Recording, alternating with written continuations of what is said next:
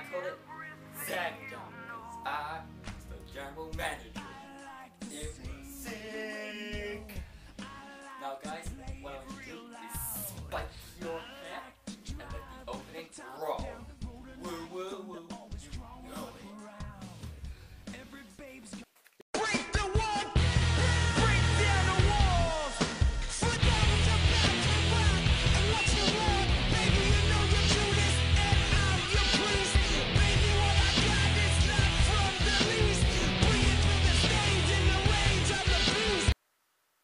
Thank you, Zack Ryder.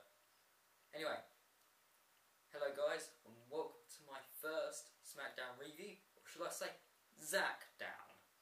Anyway, this is the go-home show to Money in the Bank, and we open up the Smackdown with Zack Ryder coming in and telling us that it's going to be the best Smackdown ever, and I quote that. And I was thinking to myself, oh dear, what's going to happen tonight? I'm expecting a lot here. No, I wasn't. Anyway, Del Rio then comes down and actually mocks Zack Ryder. And then he announces Del Rio's opponent, which is Sin Cara, which, you know, because they had their little bit of a feud going on with Del Rio taking out Sin Cara temporarily. Anyway, the match, we saw a more aggressive side to Sin Cara, and which was quite interesting really, because we were all used to him high-flying, but he actually, you know, got a few punches in and basically worked on Del Rio. Basically, Del Rio worked on Sin Cara's injured arm, and basically the result is Del Rio wins with his cross arm breaker, and I think, you know, good booking. I think looks strong. Del Rio looks strong, and he's bringing heel heat for Money in the Bank, obviously. Then we're introduced to some random social media website called Tout, and basically we saw WWE fans talking about their favourite Raw moment. Now it's evident that they haven't been a fan for a long time, because they're all bringing out all recent memories, you know, and it kind of annoyed me a little bit, because Raw, you know, reaching to a milestone, 1,000 episodes, there's so many memorable moments, you know, and they're picking out recent ones. I really did not like it. Then we get a backstage segment with Theodore Long and Zack Ryder, only for about 2 seconds, but basically we overhear Theodore Long saying how good Zack Ryder's doing. Zackdown. And then what happens is the Big Show then comes in and tells him, I think you're doing a bad job. And then whose hand comes on his shoulder? The Great Khali. And I'm thinking, oh dear, I know what's going to happen. Zack Ryder's going to give him a match, and yes, he announces that Great Khali is against Big Show. So after that worthless segment, we're introduced to our second match, which involves Darren Young versus Primo. And what I like about it is because AEW is taking charge of the primetime players, and he's the voice for them, and his mic skills are very, very strong. I mean, what he said last on Smackdown, Zackdown, is, what time is it? It's prime time. I thought that was pretty genius, to be honest. But the match, Darren Young pretty much dominates him. Dominates Primo, yes, Primo. He dominates Primo throughout the whole match, but then Primo gets the pin on him with the cheap. Something happened, he got it, it was cheap anyway. But it's not really making them strong. Like, their new talent, I think they should be looked up strong, not like this really. But maybe it's a possible feud, you know, going into a pay-per-view maybe. But I don't understand why primetime players are not in the Money in the Bank pay-per-view at the minute. Or they're probably not going to be in the pay-per-view, but they should have been against Kofi Kingston and R-Truth instead of Hunico and Macho. I don't even know his name, he's some bodyguard, not exactly relevant, sorry. And that's on the pre-show, and it just shows you the lack of tag team. You know, it kind of sucks. But I do believe primetime players are a big future for a tag team. So we then go back to one of Raw's best moments, and it was quite a strong moment for me. It happened last year, it touched my heart quite a bit, and it was when Edge announced that he's leaving basically. And I'm quite glad they added this in the Raw 1000th highlights, basically. And because, you know, Edge was a big part of the WWE, Raw and Smackdown. He's done a lot for the company. So, you know, it was a sad time in the WWE at that time, you know, to see him leave. But he's accomplished a lot, and I send out my gratitude to him, you know, a lot of respect for the guy. So after that, we get a backstage segment again. Sheamus is talking to Zack Ryder, I believe, and then Chris Jericho comes along, and then it was very predictable. Zack Ryder announces Jericho against Sheamus for the main event. You know, good strong talent, so I was okay with that, but it was very predictable. So after that, we have our third match, which is Christian and Santino versus Cody Rhodes and Dolph Ziggler. And thank God for the result. This match was booked very well. I was pleased with the result, very pleased, because guess who won? Dolph Ziggler and Cody Rhodes. One of my favourite people, two of my favourite superstars in the WWE at the minute. They're new talent. They've got all the tools, I think. I really do believe they have them. And it's heel heat. They're looking strong for the Money in the Bank.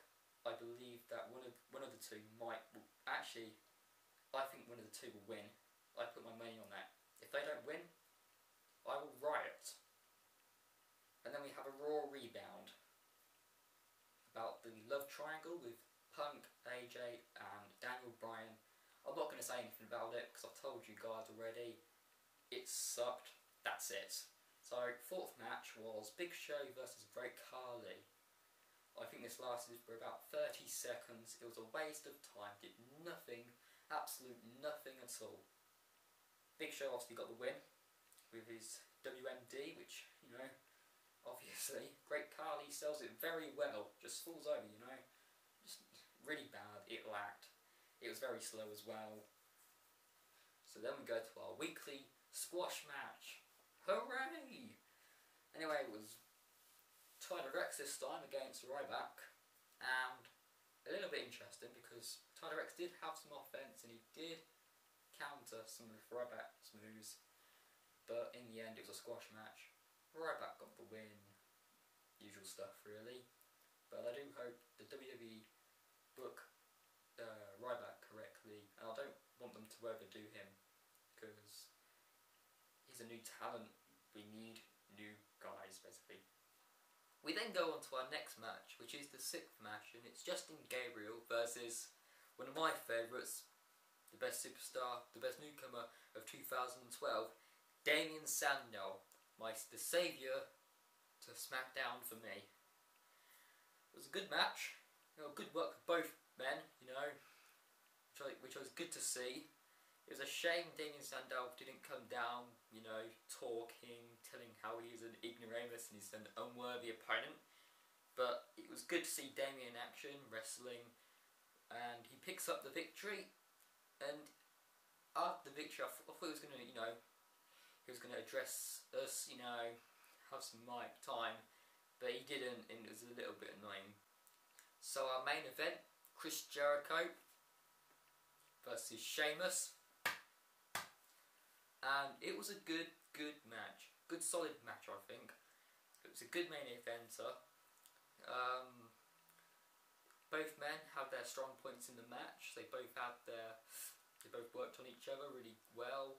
The chemistry was really good. I mean, in the match, there was code breakers. There was two actually. One was botched, but Sheamus kicked out from both of them. Even though the first one took time for Jericho to even, you know, go for the pin, but still, it makes Sheamus look strong for going into the Money in the Bank, even though he's a babyface. But you know, the ending, I'm afraid it sucked. The ending did to end this match. I mean, Jericho goes on for his third code breaker, trying to win the match, and then from out of nowhere, and I quote that from Michael Cole, comes the Bro Kick. it was a big downfall in the match. The match was so good, and it had to end very badly. And obviously, Sheamus gets the 1, 2, 3 out of nowhere, and it was painful to actually watch, because they're trying to bring Sheamus to be a big talent, but by doing it this way, it's kind of frustrating for us.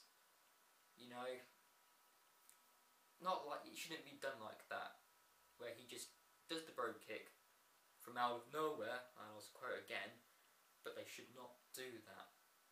So after that, they had Sheamus walked out, and he's celebrating, and then Del Rio's music comes on, and then the car, I think it's a Ferrari, comes on, and then Del Rio comes from behind, attacks Sheamus.